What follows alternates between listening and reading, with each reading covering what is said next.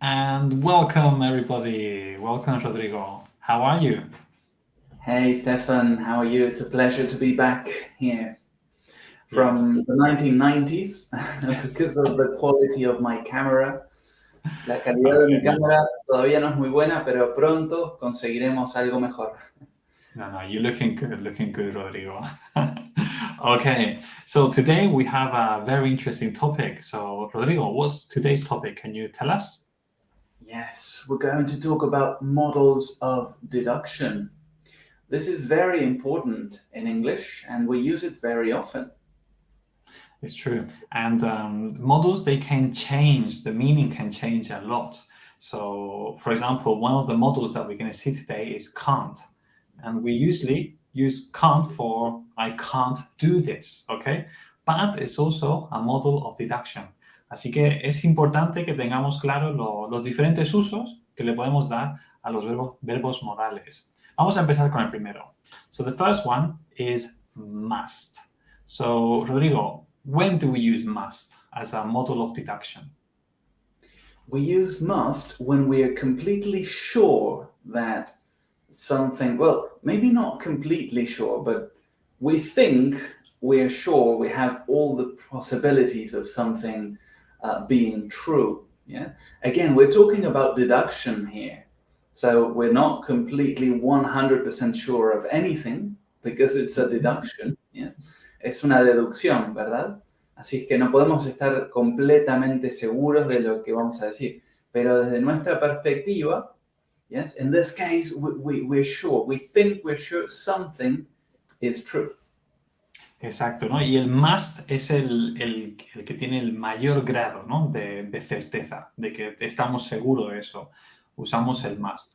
Y otra vez hacemos la comparativa, ¿no? Must, seguro que ya sabemos usarlo como, Rodrigo, you must do exercise. Debes hacer ejercicio, ¿no? Y ese uso lo tenemos. Pero hoy queremos enfocarnos en el uso de deducción, ¿no? De que pensamos algo y estamos muy seguros de algo y lo decimos, must. Rodrigo, can you give us an example with must? Yes. Look, all the lights in the house are on. They must be at home. That's good. En Spanish, si todas las luces de una casa están encendidas, podemos decir deben estar en casa. Very So good. that would be maybe in Spanish the translation, right? Deben estar en casa. Deberían estar en casa. Deberían, yeah, good. So they must be at home. Okay. Or for example, if I see Matthew in the street, because me and Matthew, we live very near. If I see Matthew in the street and he's holding a bunch of flowers, I can say, oh, that must be for his wife. Yes? Because who else is he going to take flowers to? Or it must be, I don't think it's for me, obviously. So it must be for his wife. Right. Maybe his mother-in-law. Or maybe his mother-in-law, very good. So it must be, tiene que ser para ellas, ¿no? Esa es nuestra deducción con must. Okay, vamos a pasar al siguiente. The next one is the opposite of must. And the opposite of must is can't. Okay, now we are sure something is not true. We are positive. For example, if I see Matthew with flowers, I say, it can't be for me. Definitely. I'm sure they're not for me. It can't be for me. Yeah. So can you give us an example with this, Rodrigo? That's a great, I love the Matthew example. That's a great example. Well, I'm going to keep with the house. Look, the car isn't in the garage, so they can't be at home. So it's the opposite. The car isn't there, so they can't be at home. Or maybe all the lights are off, so they can't be at home again. They must be sleeping, or they must be somewhere else. Exactly. I really like this example. Like my mom used to tell me a lot. She used to use this a lot. She used to say to me, Stefan, you have just eaten. You can't be hungry. And because sometimes I would want sometimes when I was bored, I would like to eat, you're bored, so you eat. I would say, Mom, I'm hungry. And she said, you can't be hungry. It's impossible. You have just eaten. So how old were you when you around, I was a teenager, I guess, 12, 13, 14. when you're that age, you're always hungry. Now it's my wife who tells me you can't be hungry. It's impossible, not after that amount of food. Okay, so that's a good example. So we have must and can't, and we repeat that they are opposites. Okay, so we are very sure about something, or very sure that something is not true.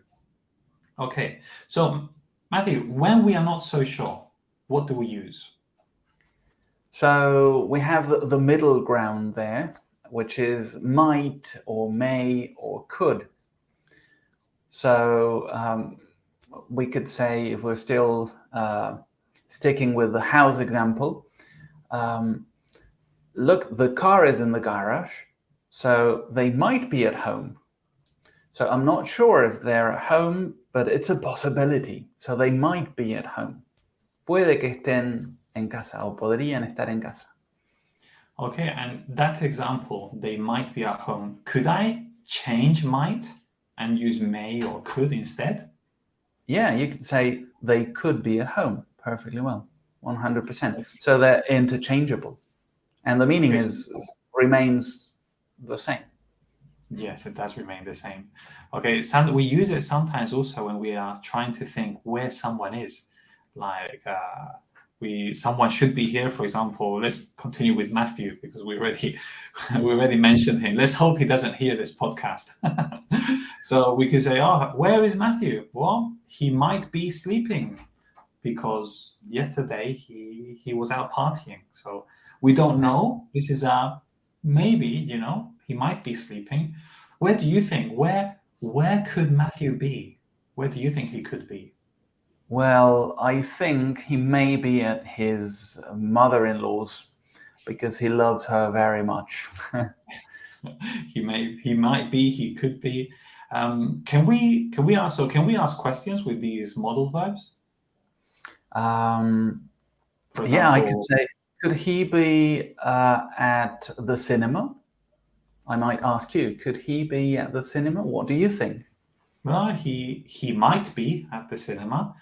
He might not be at the cinema. So when we're asking questions, we use the could, yes, because we can't say might he be at the cinema. I guess you could, but it just doesn't sound very natural. No, it doesn't. It sounds too forced, ¿no? Suena muy forzado. No suena natural. Entonces, cuando queremos usar un modal de deducción para preguntar algo, ¿no? Puede que esté allí, crees que estará o crees que hará, usamos el could para hacer esas preguntas. Very good. Yeah, that's a very good tip because that might be confusing for some students. Or they might say, oh, I'm going to use may he be at the cinema? And I mean, it's good grammar. It's not wrong, but it doesn't sound very natural to an English speaker. No, it doesn't. Okay. So these we use when we think that something is possible, but we're not sure. And the three we can interchange. Okay, what other grammar tip can we tell our students? What else can we help them? Oh, yes, good. So usually with these models, we use the structure that we can see over there, down there, which is be and gerund. And in our examples, en los ejemplos que dimos recién, se veía esa estructura. He might be at home. Yes, he might be. Oh, sorry, that's not a gerund. He might be playing football. He might be sleeping. Yeah, that's one example we gave. He might be sleeping. So be and ing, the gerund. Recordemos que el gerund es un gerundio que es el verbo con ing. Yes, sleeping, playing, doing something. So we usually use these models with be and the gerund. Exactly. Do you have more examples? Let me try and think of some. But it's important that we don't conjugate the verb to be. It's not he is sleeping. Or no, he could is sleeping. No, we just say be, the verb to be. He could be sleeping. Because after modal verbs, we always use the infinitive. Okay, so the verb to be is uso. That's the infinitive. Okay, let me think. You must be thinking a lot, Rodrigo, for this podcast. I can see you must be thinking a lot. Okay. That's a Or, good for example, deduction. yeah. Can you give me an example with can't and ing? Yes. So Matthew can't be playing football right now. It's too early for him to be playing football. Yes, he Well, must be I'm not sure teaching. he plays football. Does he play football? He might be. No, he might play. He might play. I think he might. He looks fit enough. So yeah, I think so. Why not? Well, Please, next time you nobody see him, touch Matthew. ask that for me. I will. I'll ask him. Well done. So yeah, so these are quite fun to play with. Yeah, you always use the might be, could be. It's always fun to do guesses about people, what they are doing, and if you want to practice more with this, always think about somebody and just start saying sentence. He might be this. He must be working because it's work time today. Okay. And one last question. Can Yes, go ahead. I add something else? Yeah. That usually students who take international exams for Cambridge, Anglia, or any other kinds of international exams, during the speaking parts, they're usually shown pictures. Let's say this in Spanish because it's important. En los exámenes internacionales, como los de Anglia o Cambridge y cualquier otro examen, muchas veces en la parte de speaking, en la parte oral, cuando tienen que hablar, les muestran imágenes y les hacen hablar de las imágenes. Y los modals of deduction are very important, son muy importantes para esa parte, porque justamente uno tiene que hacer deducciones de lo que está pasando en la imagen, ¿no? They might be in the UK because I can see, I don't know, typical building from London or something. What did you say? I just said the Eiffel Tower. That's in Paris. Sorry, I wanted to say the Big Ben. They can't be in that case. They can't be in the UK because I can see the Eiffel Tower. Así es que estos modales nos sirven mucho para esas situaciones, ¿no? Y en los exámenes cuando estamos hablando de imágenes.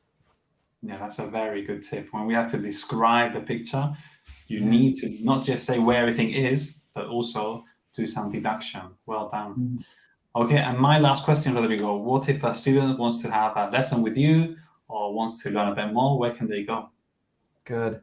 So they can go to this address right here. I'm really bad at this. Here we go. There you are. So campus.trainlang.com. Y allí van a encontrar las distintas posibilidades de tener profesores así, uno a uno, en una clase privada. También pueden tener clases grupales. Pueden probarlo durante una clase o incluso 2 semanas gratis. Así es que vayan campus.trainlang.com y van a encontrar muchas opciones que sin duda van a poder satisfacer sus necesidades de aprendizaje del idioma. Incluso tenemos clases de muchos otros idiomas, ¿no? No solamente inglés. Exacto. Thank you very much, Rodrigo. And thank you, everybody, for listening. See you next time. Thanks. Bye-bye. Bye.